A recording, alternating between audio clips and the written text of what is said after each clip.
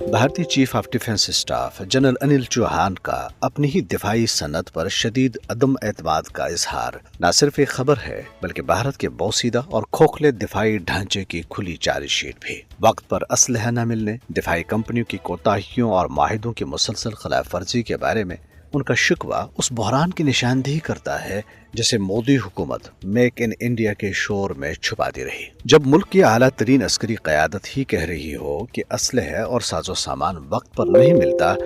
تو یہ الزام نہیں بلکہ بھارت کی صنعتی اور دفاعی ناکامی کا سرکاری اعتراف بن جاتا ہے۔ بھارت کی دفاعی صنعت کی یہ کمزوریاں کوئی نئی بات نہیں۔ بوفورس، آگسٹا، ویسٹ لینڈ، رافیل اور کوفن جیسے اسکینڈلز پہلے ہی ثابت کر چکے ہیں کہ بھارت میں دفاعی خریداری قومی سلامتی نہیں بلکہ کمیشن، سیاسی مفاد اور کرپشن کے گرد گھومتی ہے۔ یہی بدعنوانی جدید ترین جنگی ٹیکنالوجی کے حصول میں سب سے بڑی رکاوٹ بنی ہوئی ہے، جس کے نتیجے میں بھارتی فوج آج بھی سنگین کمیوں اور خامیوں کا شکار ہے، چاہے وہ فضا سے فضا تک مار کرنے والے میزائل ہوں، نائٹ ویژن کیپیسٹی ہو، بختر بند گاڑیوں کی تیاری ہو یا جدید جنگی طیاروں کی فراہمی۔ یہ کمزوریاں جنگ مئی میں پاکستان کے ہاتھوں بھارت کی تاریخی شکست کے بعد مزید نمایاں ہو کر سامنے آئی ہیں۔ اپنے سے 4 گنا چھوٹے ملک پر ایک بہانے کے تحت جارحیت کر کے دھاک بٹھانے کی کوشش میں الٹا اپنی روایتی جنگی صلاحیت میں برتری کے مفروضے سے بھی ہاتھ دھو بیٹھنا اس حقیقت کا ثبوت ہے کہ بھارتی دفاعی نظام